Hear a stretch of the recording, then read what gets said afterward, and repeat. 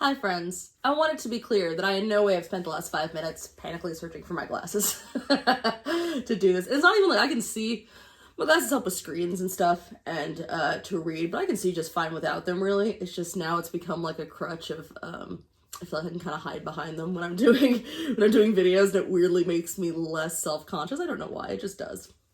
Who knows why we feel the things we feel sometimes. It just is what it is. Anyway, all of that to say, I'm doing Money Game Part 2 today. That is what the wheel has decided for us.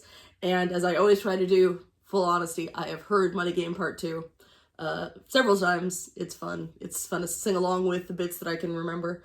I know that it was like a thing that went really viral for him, like before High Ren and all that jazz, just the economics verse, which I guess was like a Luigi meme. I don't understand why it was Luigi. I don't understand why but who can understand internet culture? Who can say? Just it is what it is. So yeah, I actually hadn't heard it before I got into Ren, but I know like a lot of people had. In fact, the first time I heard it was getting into Ren, seeing a clip of him doing it on, I assume it was Instagram, without any background. It was just him just doing that verse, and I was like, what the fuck is this? This is awesome. So I like didn't know it was a full song for a hot minute. And now I've heard it a few times, but I have never seen the lyric video, and people kept saying in the comments that it is still worth watching even if you know the song. So just know I'm going to be reacting because I love the freaking song, so I'm like reacting to the music for sure. But don't expect me to be like, oh my gosh, I can't believe that line, because I've heard that line. So, but here we go. Okay, Money Game Part 2. Interesting, this is like the one that it doesn't, if anyone knows why specifically this one like doesn't have a video like 1 and 3 did, I don't know what he was up to when he was writing this. I don't know if he was in, I gotta say, I always ask, I really need to sit down and figure out the timeline. I know because of listening to the chapters and things like that, I know the story of Red as much as he is willing to share with it. But I struggle with knowing what songs came when in the timeline. I know where certain songs come in, others not so much. So this kind of nebulous time here of like Money Game 1, Money Game 2, they were done before, I know Money Game 1 was done before Canada, 2 I'm assuming was done before Canada. I just don't know like if there's a specific reason why this one didn't get a video, or if it was just like, lyrics are good enough.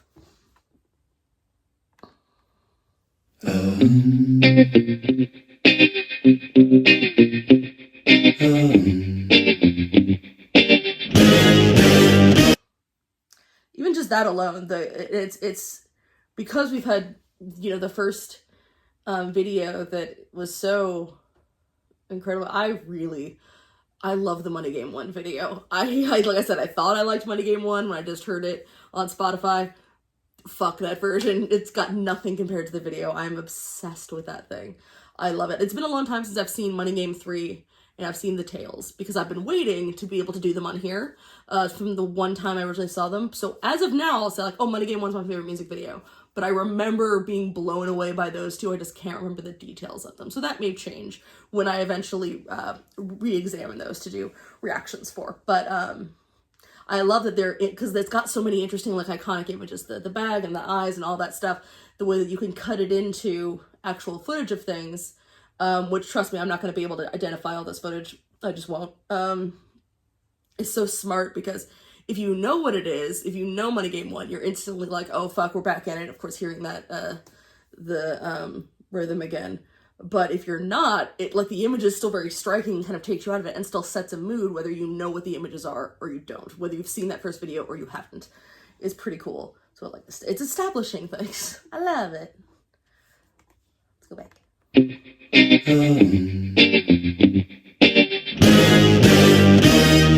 Strange time of living in panic and hysteria. Poor man learn, the rich man don't care for your narcissist mindset spread like malaria. Sit back and watch the show.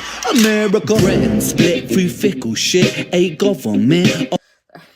I just flinched because the mosquito. I don't like bugs. Cutting to American Dad was kind of the cut to America with just the flag.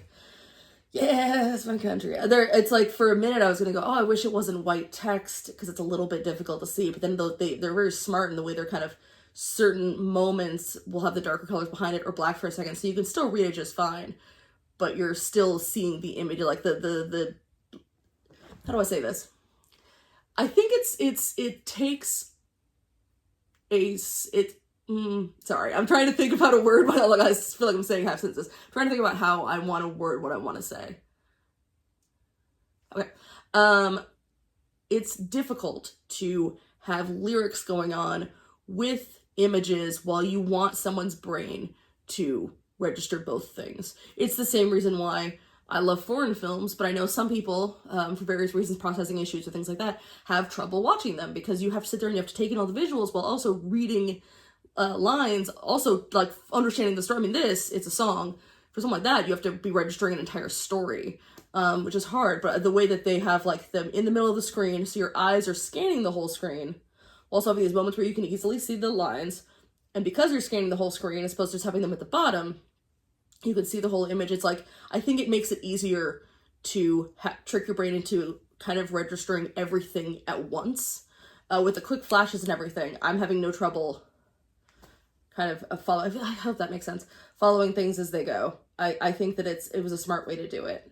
I love the little TV screen border, which this is my odd tangent for the day. Seeing the screen border makes me think of the Muppets, as one would. Sorry, I just, random tangent. I went to see an improv show at Jim Henson Studios. It's where I got my little, I can't put her name, boop, there we go, my hot dog guy, who's signed by Brian Henson, Jim Henson's son, who directed Muppet Treasure Island and Muppet Christmas Carol. Anyway, he was saying how his dad, whenever he'd design a new creature, would design it inside of a TV screen, because that's where he's like, that's what it needed to look like in something that people would see. Or you'll see, people who are like being dramatic directors will go like this, trying to like picture it in the screen. So I think it's very smart to keep it in the screen. Not only is it like a great kind of bordering, adds character to it, it also is reinforcing the whole thing of like, the TV is our window into the world around us, into the news, into all these different things. It's why if you look at something like the Vietnam War, yeah, I'm going from Jim Henson to the Vietnam War. Get used to it. You've been here before. This is how I roll.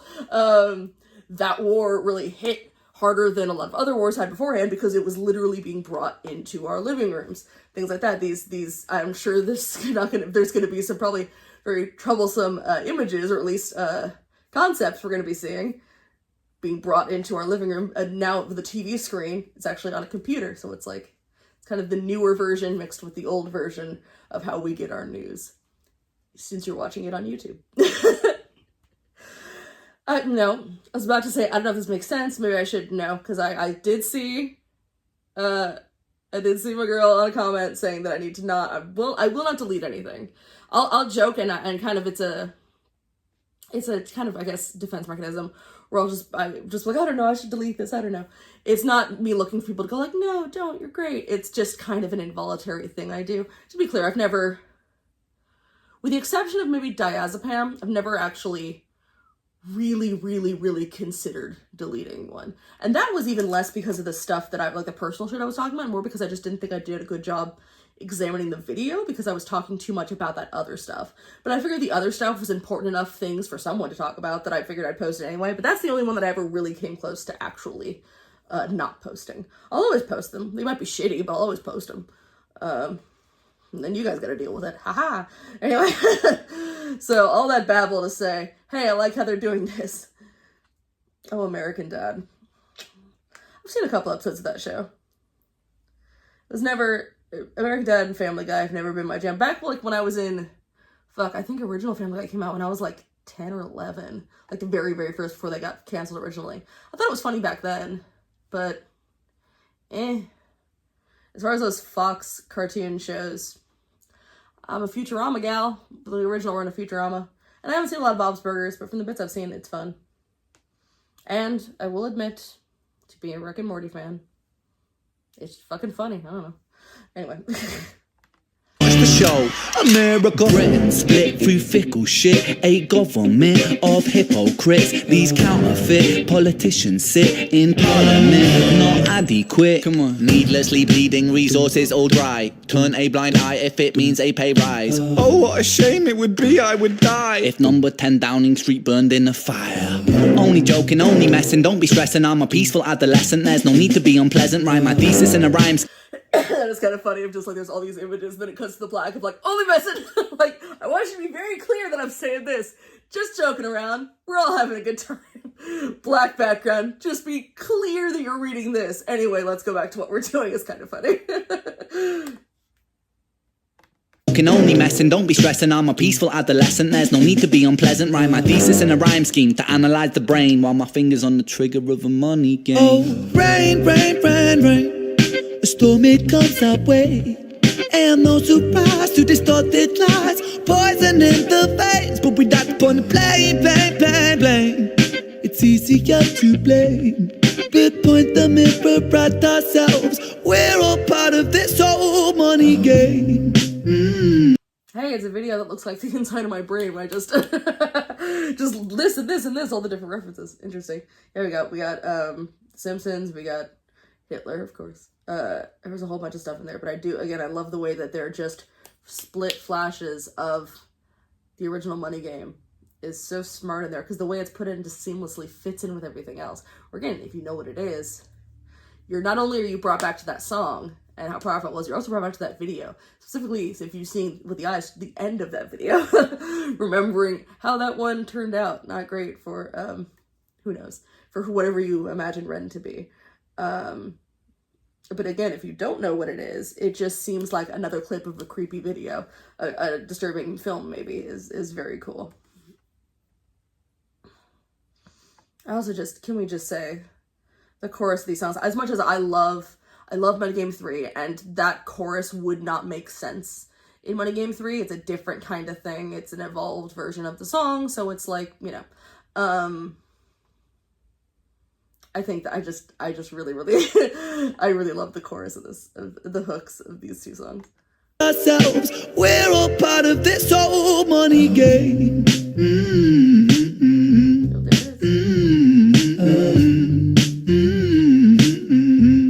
This old money game.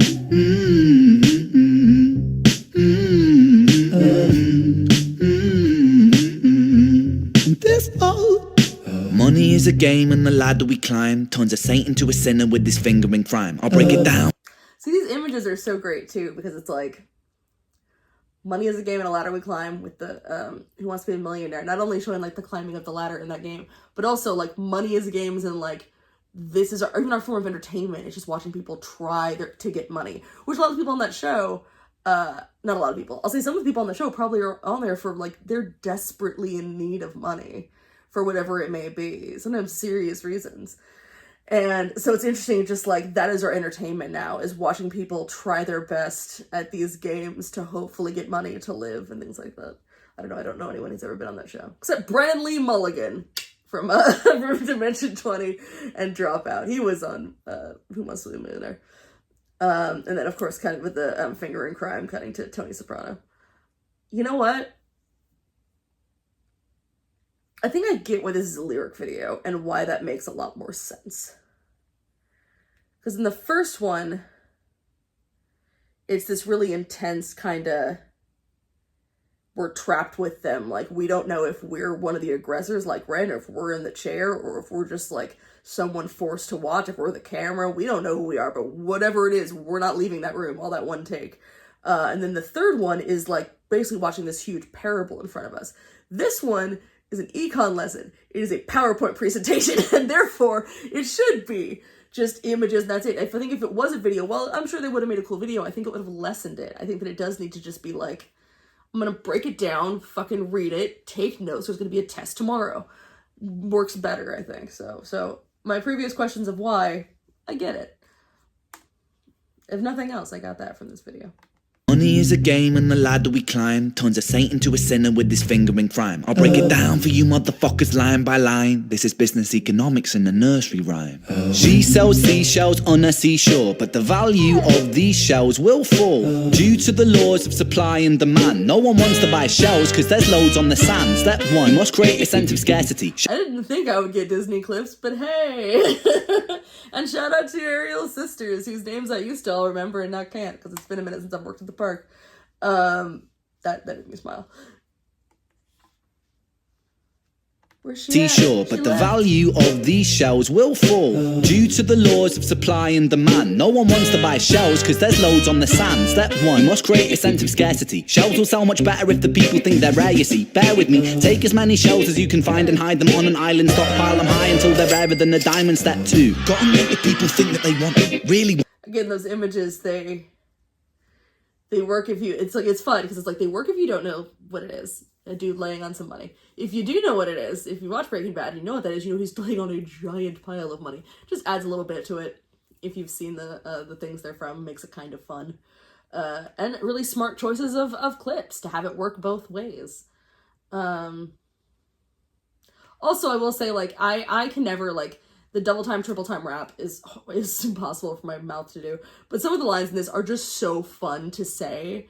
Once you like, I don't know, I've always loved that, you know, the take as many shells as you can find and hide them on an island, stockpile them out to the rarer than the diamond. It's just a fun phrase to say. I kind of love it. It gets stuck in my head sometimes. I do that sometimes, like my brain will just get like one lyric from a song over and over and over again in my head, which is until I listen to it. But that one is just always weirdly fun for your mouth to say. I don't know why it is, it just is.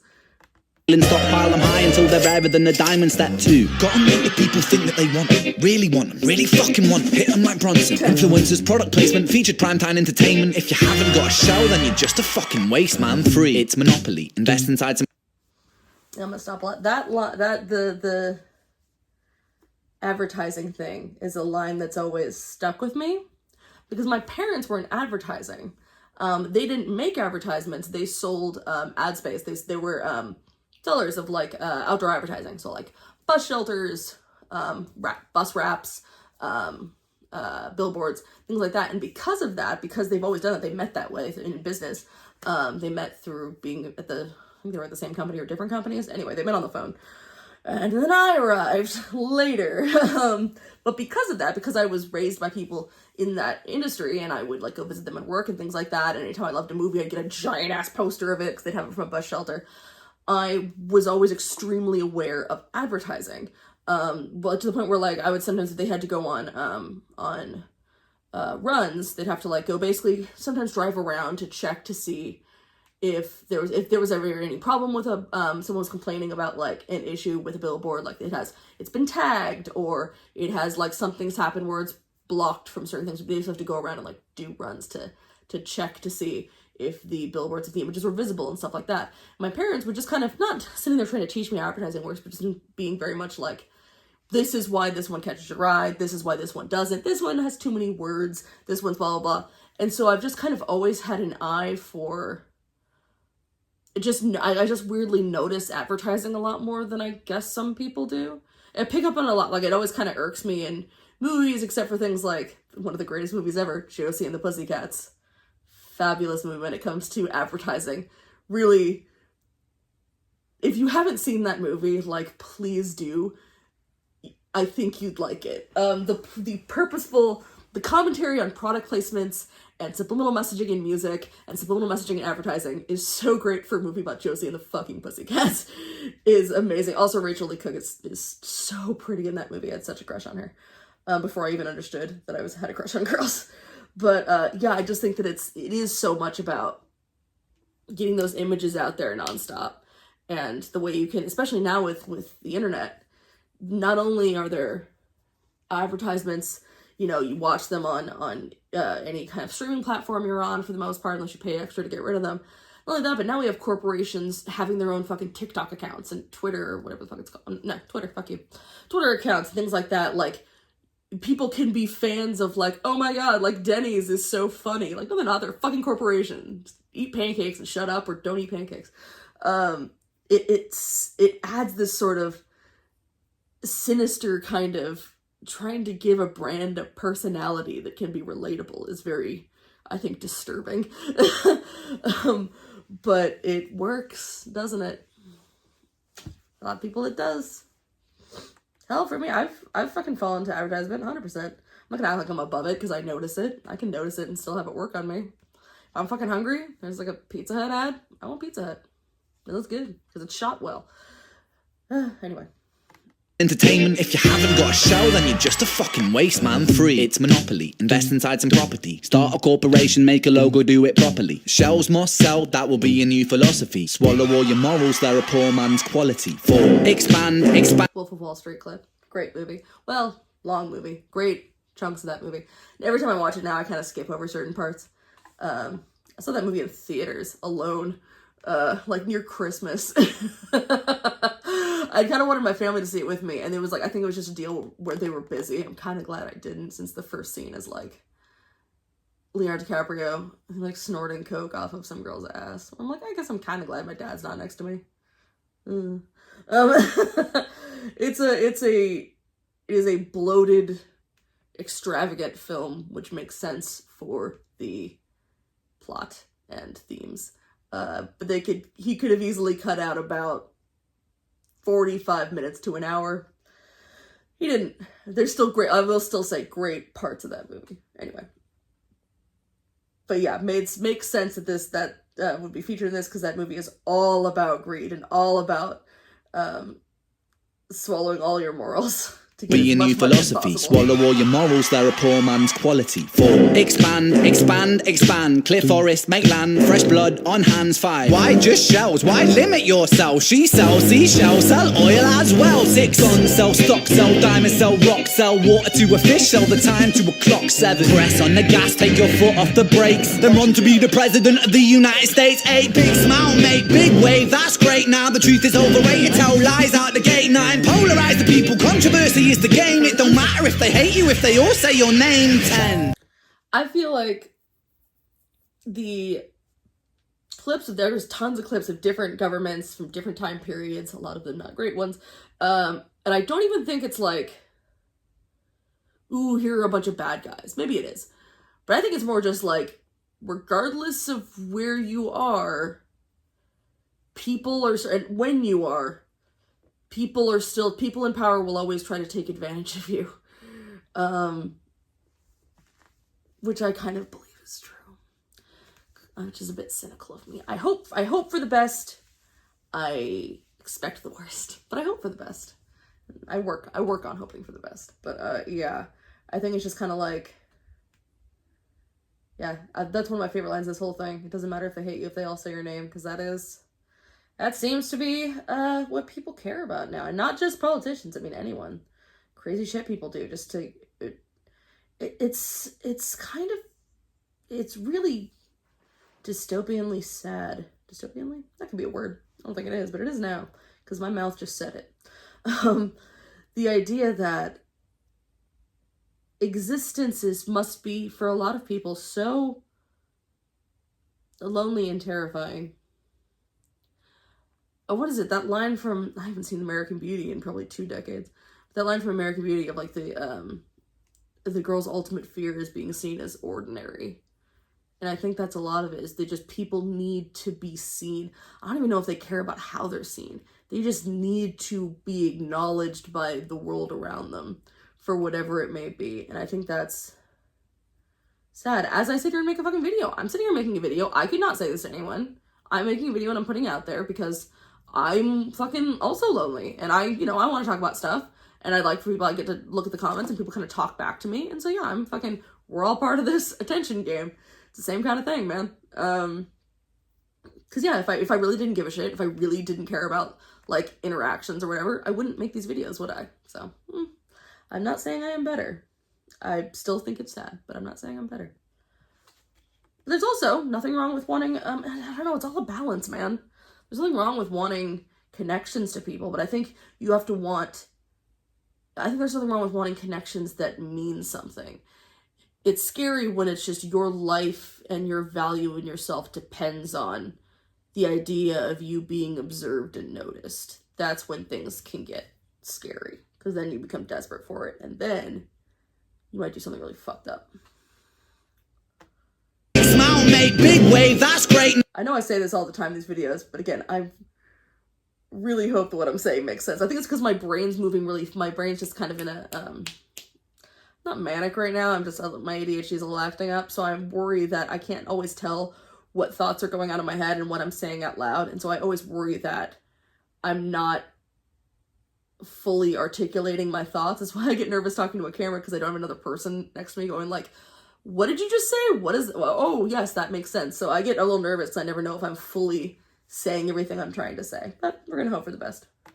Now the truth is overrated, tell lies out the gate. Nine, polarize the people, controversy is the game. It don't matter if they hate you, if they all say your name. 10, the world is yours. Step out on the stage to a round of applause. You're a liar, cheat, a devil, a whore, and you sell seashells on the seashore. Rain, rain, rain, rain, a storm it comes our way. And no surprise to distorted lies, poison in the veins, but we died upon the blame, blame, blame, blame. It's easier to blame. That last one wasn't Hitler, that was Charlie Chaplin. Yeah, I love the cutting to him pouring the cooking oil, I think someone said, over his head. That clip right there that was not Hitler, it was Charlie Chaplin, movie tangent, is from a wonderful movie called The Great Dictator. That is beautiful and makes me cry, and I love it so much. But yes, it is about a, not Hitler, it's about a, it's basically Charlie Chaplin going, I know. It's like, we have the same, I get it, for sure I get it. And it's, he's playing, his usual kind of tramp character, and he's playing the dictator character. And the thing I love about that film is that, at one point they switch places and this whole thing. And the most famous thing about that film is a speech at the end. But the dictator himself is obviously an allegory for, fascist Germany. And he speaks in not German, but just like nonsense. He just speaks in garbly nonsense. Which at the time we hadn't really heard Chaplin speak, but he did speak in Modern Times, which I think was not too long before then. And also in that one he's like singing, but again, it's nonsense. He never says any actual words. It's like Charlie Chaplin finally speaks and he just speaks in gibberish. It's the same thing with The Great Dictator. As the dictator, he's speaking nonsense. So they're not specifically saying German, but the thing I like is while they keep everything there just vague enough, just off-brand, but you know what it is, but they're not saying it. What they are very clear about is who the victims are, because they shade Jewish. They're clear about whatever who's doing it. Here are the people being hurt by it. I think that's very important, and I really, really like that about it. At the end, the tramp character as the dictator, at the end gives this beautiful speech, like the first time a lot of people had ever heard Charlie Chaplin talk, and it's just this like, I think literally if you type in like best speeches or something on YouTube, I think it pops up. It's one of those things where it's like this gorgeous thing about just trying to come together as a people, and it just like, it's really wonderful. Yeah, I like that film a lot. Hang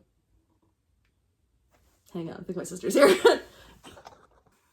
Sorry, I'm back. Yeah, it was my sister, and she just made it clear that she like doesn't want to be heard on these, so I wanted to stop it to let her know I was doing this, just so she knew.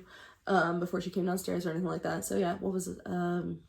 The Great Dictator. Yeah, just a film that is, there are definitely times where it feels kind of weird just because like especially the first time the movie is still using like Charlie Chaplin slapstick. I think at the time, I forget what year it came out, but like not all was known from exactly what was going on in World War II. And I think he's mentioned some regrets about some of the stuff he did, but if he had known the full scope, I think he said that he wouldn't have done some things he does in the film. But the serious tone is still there, and I think it's still worth watching. And yeah, the speech at the end talking about, and specifically even talking about like the greed and something about the greed in men's hearts and things like that, and that we're not animals and we're not machines, we're people, and we should care about each other and things like that. It's a really fucking wonderful speech and a really good film. Anyway, so yeah, that imagery there kind of caught me off guard, but also makes so much sense for this video. Fuck, this song is good. And no surprise to distorted lies, poison in the veins, but we not upon the blame. It's easier to blame. We point the mirror at ourselves. We're all part of this whole money game.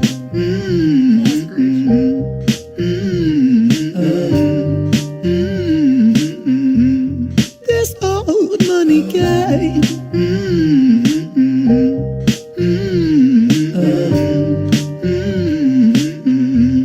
This old.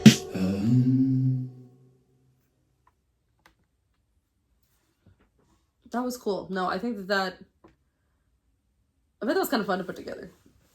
I bet that was cool to put together. And I think that, surprisingly enough, because I said I did I was a little bummed it didn't have a music video, but fully seeing it, I think that was the best way to go. I really do. I think that was the best way to get everything across. And I will say, like, that, having heard just the economics verse first. In fact, I heard that before I heard Money Game. I think I heard this entire song before I ever heard Money Game 1. That verse is so awesome. It's just like a kind of one of those perfect verses.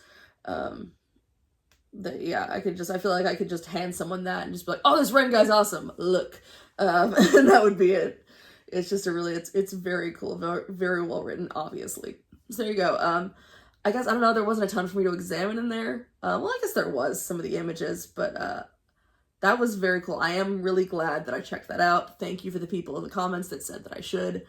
No regrets there. So yeah, that was awesome. I think I might be recording a reaction tomorrow to a song coming out that's just for me, like, not on the list. Will just be something that I kind of want to react to, so just a heads up. But see, if you look at my next video, you're like, what the fuck is this? Just skip it, it's cool. Yeah, and then next week, there is an episode coming out of a cartoon that I love called Hell of a Boss, and I've seen people react to Hell of a Boss. I've always wanted to, but I didn't make reaction videos then, so I might react to the new video, the new episode, in which case, again, just like, it's not your jam, that's totally cool. Skip on by, I won't take no offense, it's all good. Anyway, I should probably start getting ready for work. Blurg. But it was lovely hanging out as always. Bye, everybody.